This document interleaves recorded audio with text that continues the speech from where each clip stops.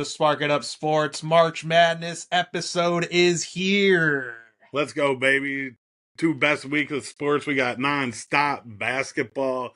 Can't wait. We're going in who's out. SDSU is... Make sure you are filling out those brackets because if you're not paying attention, you will not see SDSU made it in, baby. Well, they got the play-in game, but they're playing North Carolina, and who knows how they got in. North Carolina. Unbelievable. Little Cheaters, fishy situation going on up there, huh? They got people in the right spot to make sure they get their team in. Good for them. Gotta have the people in the right spots. All right, after that, we're going to be following up on the free agency around the NFL. There's a couple big signings recently, a couple free agents dropping, so dive into that. And then we have a SDFC season ticket holder, so we're going to start diving into the SDFC, the MLS. So hey, it's undefeated team, best team in San Diego, definitely better than the Padres. Oh, man, it's crazy. First year, they have 0 losses. What are 4 games so far? 4 games played. Yeah. So, yeah, we'll be diving into that. Get some vibes around the field down there, how the games are going. So, looking forward to that.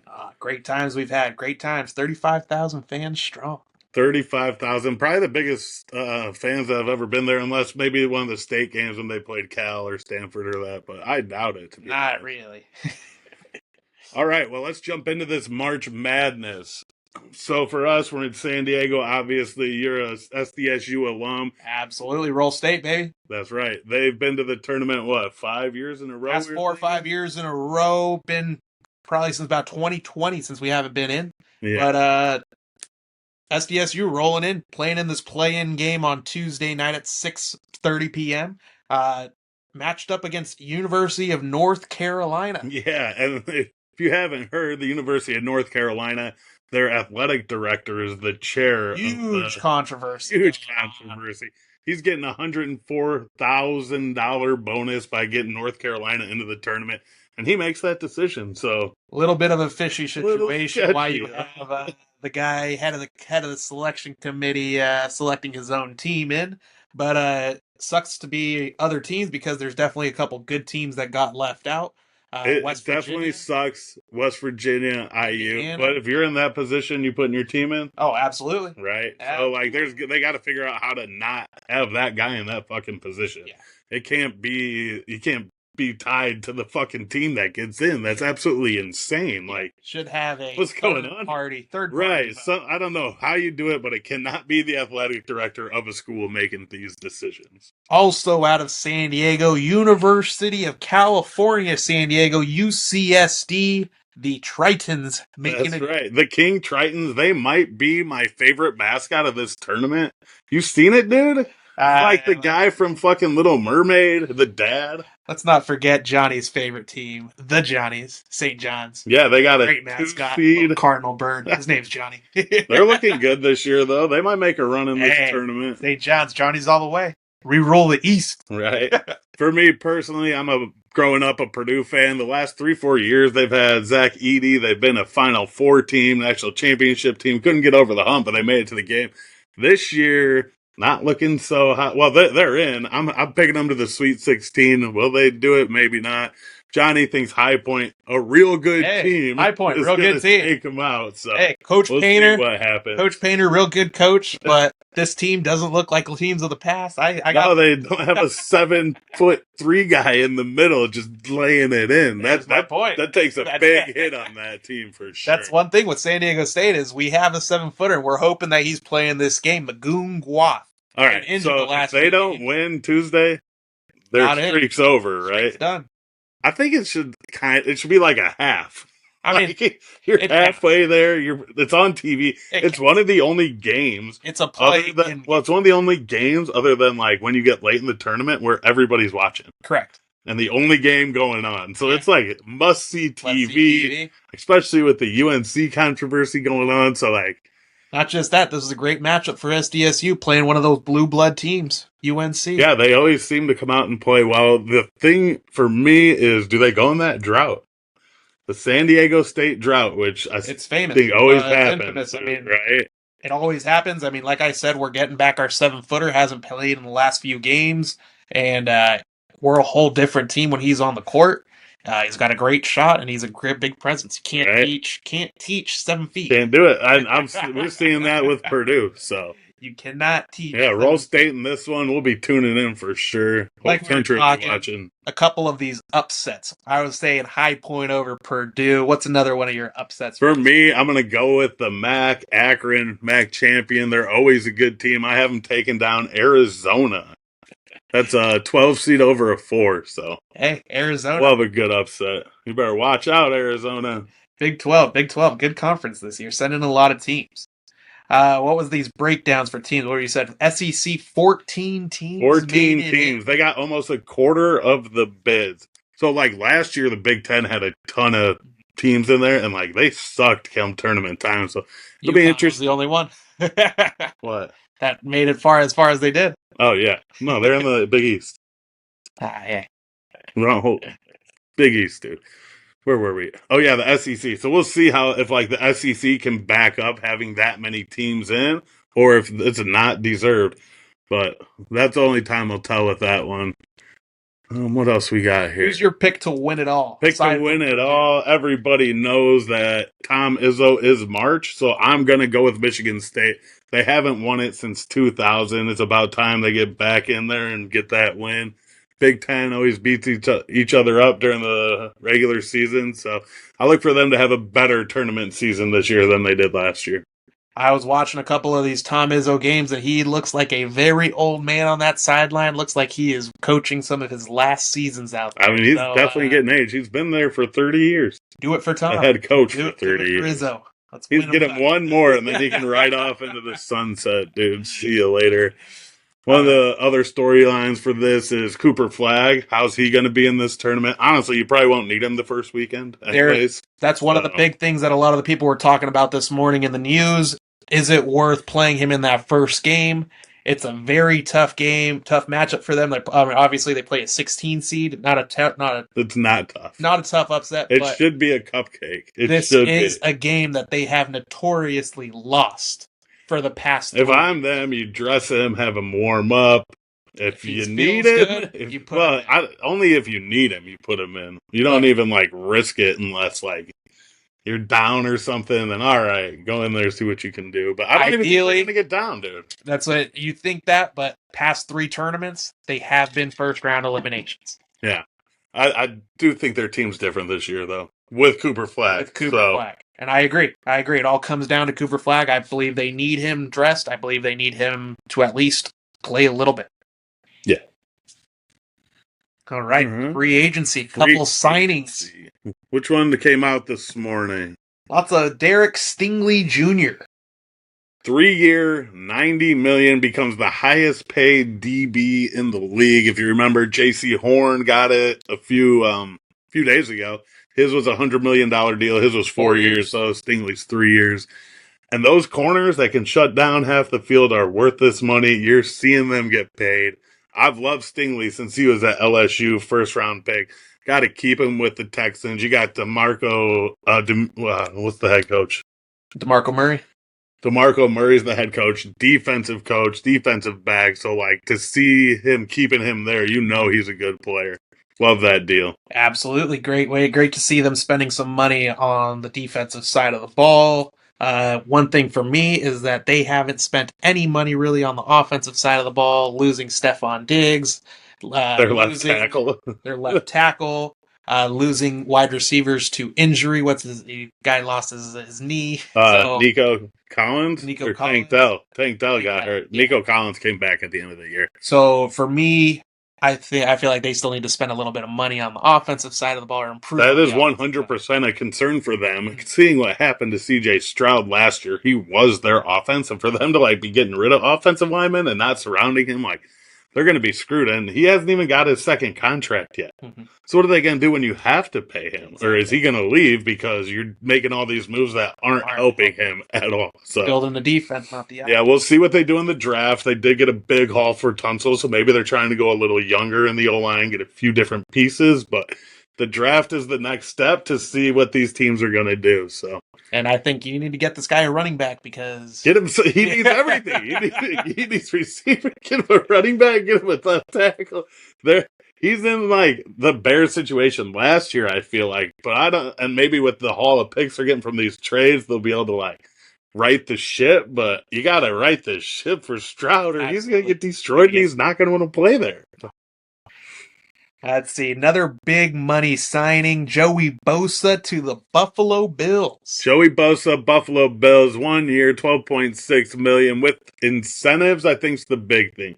With his injury pass and him not playing a ton, you got to put the incentives in there.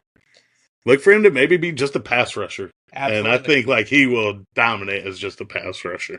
Last time we were talking about a Bosa brother reunion, and ain't happening. San Francisco 49ers were dumping their entire lineup. Everybody's got. This is a great scenario for him. He gets his money. He gets a 1-year contract. He's on a playoff-bound team. Yeah, the Buffalo later Bills. In his career, 3 or 4 years left. Maybe gets a ring here. Maybe. It kind of like helps him. I kind of get a situation.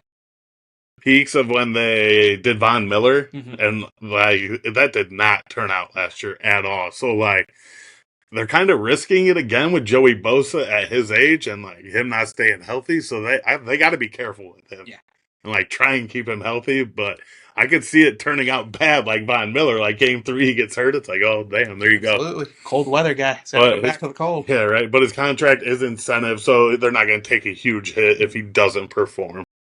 The other big signing, quarterback signing, I should say, was Sam Darnold, finding a home in Seattle. 3 years, $100.5 million. Got a bag for the guy. Oh, yeah. And they're pairing it up with Clint Kubiak. If you remember, he was the offensive coordinator for the 49ers when he was over there as the backup. So they already have a good relationship.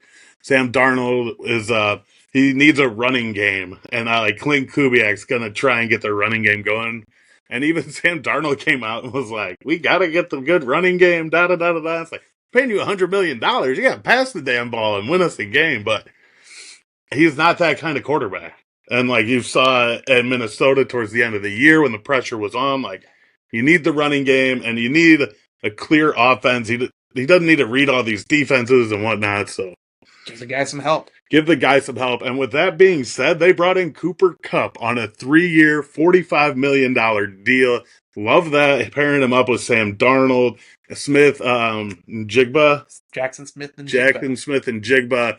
Cooper Kupp in there is going to show, like, just going to help him out and lead him to better things, I think. So I think that's a great pairing. I think that's a great QB wide pairing. Cooper Kupp, Sam Darnold, a young kid, older receiver.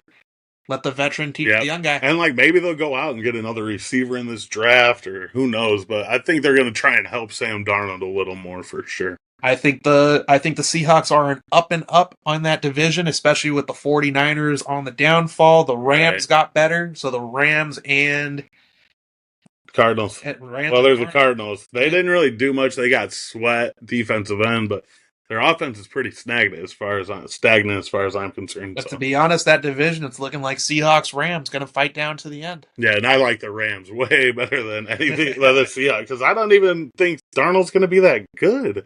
Like, look at the situation he was in Minnesota. Like, that team is on a different level than I think the Seahawks are. I mean, until we see these guys play together, seeing how they produce on the field, and no real. But I'm going out there and saying Sam Darnold is not going to live up to expectations in Seattle. Heard it here first. Hopefully he proves me wrong, though. The other big signing was out of Cincinnati, the Bengals. 2 signings, extensions. Crazy. Signing T. Higgins and Jamar Chase. Jamar Chase, a 4-year, $161 million contract.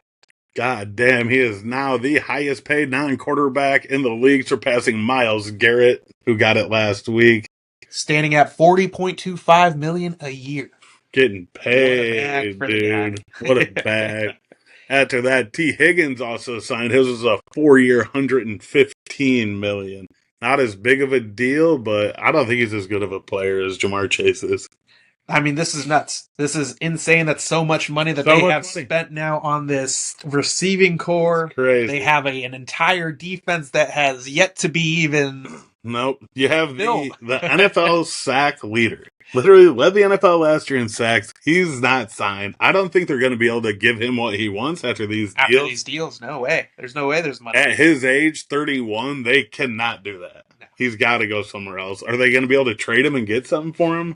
Maybe. I don't know. I mean, but now what are you really going to get? Well, he's a holdout though, so like he's still under contract. Okay, so it's not like he's not under contract. If he holds out, he might end up screwing himself. But being the sack leader, if you're not getting paid, I don't think you're playing. Last thing you want is another Hassan Riddick situation. Right. I know. That's that comes to my mind, but I think he's on a different level. Because, you led the entire NFL in sacks. Only one person can do that. I feel like Hassan Riddick was had a great season, top 5 but not the leader, like the man. Just careful betting on yourself, Trey.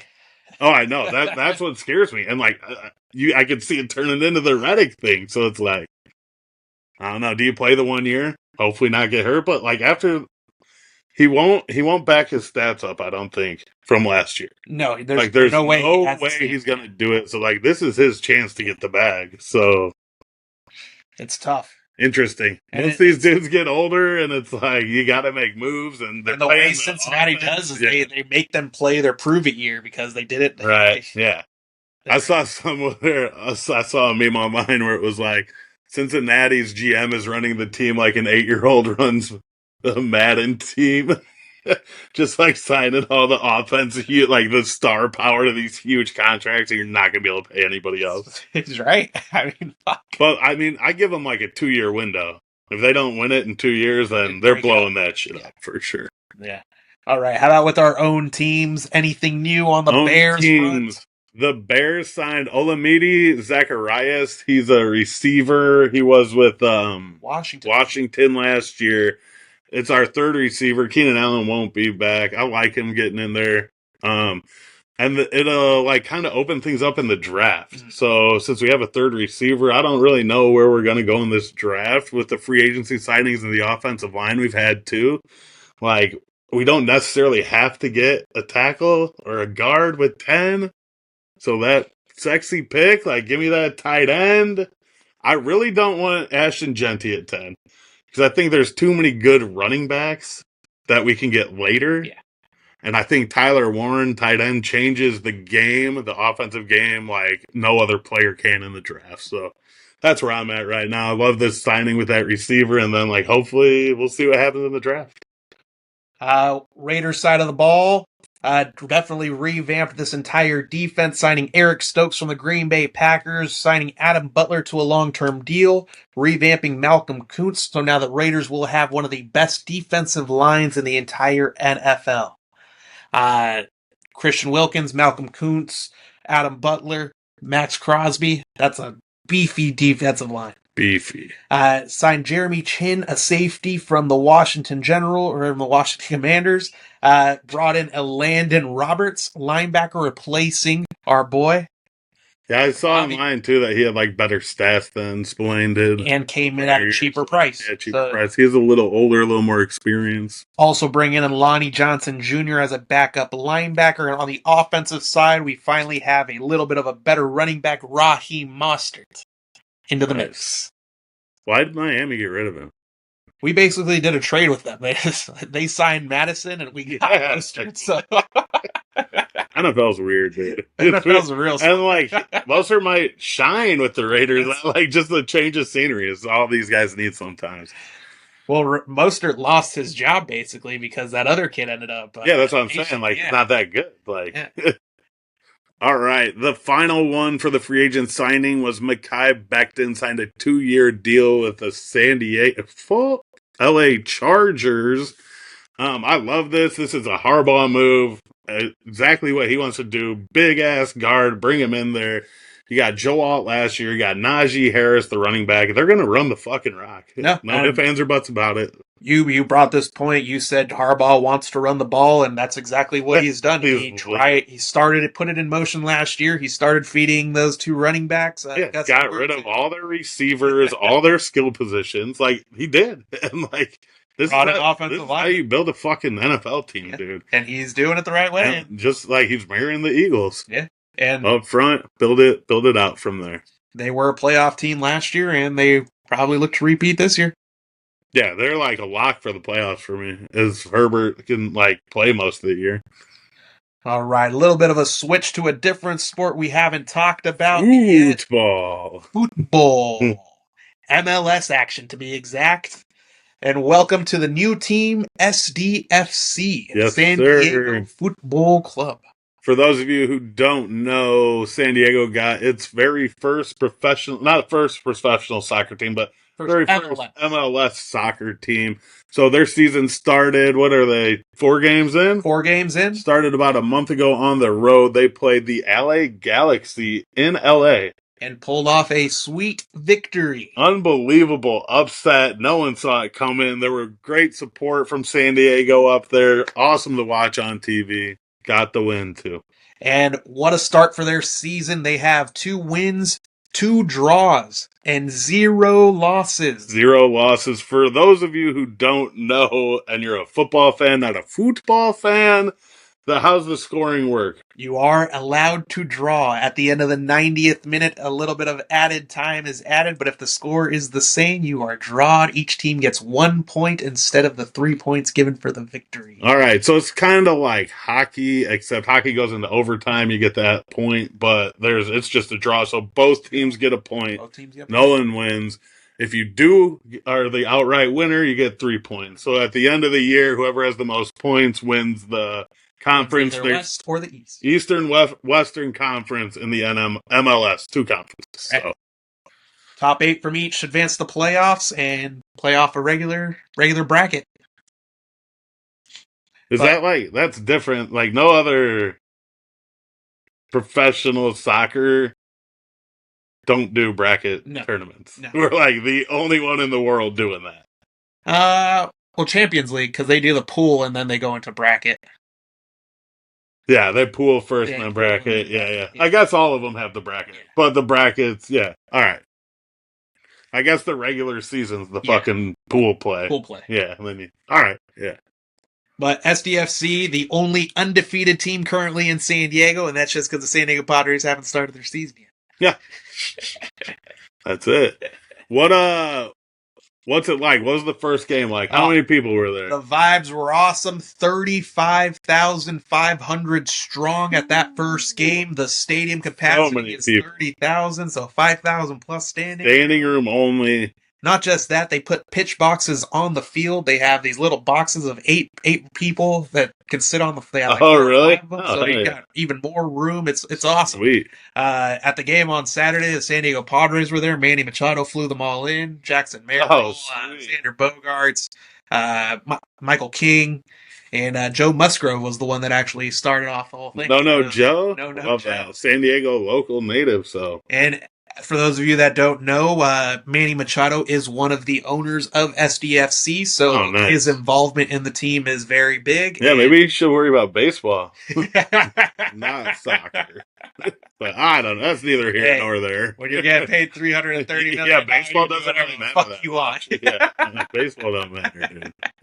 But it's good to see. It's good to be in San Diego. This is one of the only San Diego teams I root for, so. Yeah, I mean, there aren't really many. No. You got the Padres. You root for the goals. And the Sockers. So you literally root for every San Diego team except for the Padres. Yeah. Anyways. Yeah, you do. You root for teams I don't even know San Diego has. San Diego State, baby. Little state. All right. When's their next game? Next game is this Saturday at 1 o'clock. They are playing against... 1 o'clock game, huh? Yeah, 1 o'clock game. It's an away game. Away game. Against... I will say the MLS does suck because I can't find the games anywhere without paying for them. Like, you would think locally you'd get it on like a local broadcast maybe. Like, that would be great. But like, to have to pay to watch them play, like, I don't know, dude. That's the whole thing. One of the big things with this MLS thing is because of that whole Messi deal, everything has to go through Apple TV. Yeah, it's Apple TV, the contract, all those games are shown only on Apple TV. Messi has to get a portion of that money. So. Right, and we get, I don't know. It wouldn't be as big without Messi, obviously, but like, the average person like me who wants to become a fan and wants to like get interested in this, it's like I'm not gonna pay money to watch them. The problem is that there has to be a TV station that's willing to offer Messi that exact same contract. Right, which it's never gonna happen. I'm just saying, as a casual fan like me, it sucks. Yeah. Because I'm not gonna watch any games this year. Yeah. I might go to a couple, but like if it was on TV, I'd watch them every week. Right. Yeah. It's just not that accessible. But maybe in the future, if it keeps growing, like locally, it will be shown, I think. One of my big things is that we should have a local TV channel that shows just the San Diego FC game. Yeah, that's exactly what I'm saying. So like we can get interested in it. But locally, if you can't watch it, you're not gonna go. Someone has to put the money for it. Which is not gonna happen. All right, well, that's a wrap for this episode. Tuesday starts the bracket. Everybody tune in, see what State's got going on. SDSU, roll State, baby, all the way to the finals. All the way. We'll do an update show probably next Monday. Go over all the weekend of action, all the upsets. The pro days should be wrapped up. They're almost done, I think. And then, give you a couple highlights. I'm trying to think which one was that. I know Georgia had theirs. That's a big one. Hopefully Aaron Rodgers makes a decision. Yeah, fuck. Who knows when he's going to make one? It has to be soon. It has to be before the draft. That's what I'm saying. It's got to be before the draft. I'm saying like within the week. He's waiting until the very last moment. But I mean, it has to be before the draft. So it's like... It doesn't... I mean, you would think. It has to be. He can do whatever he wants. He's a clown, dude. What if he just holds both teams hostage? Well, eventually they're going to make a move. That's what I'm saying. So, like, one of them will force his hand. Yeah. It'll be interesting to see how it plays out. Even if you do it, even if you take it all the way to the draft, whoever drafts it has to now forced his hand to go to the other team. So, it's like... All right. Well, that's a wrap. That's a wrap. Go Raiders. Go Boilermakers. Go fucking... The Johnnies. The Tritons. Go Spartans.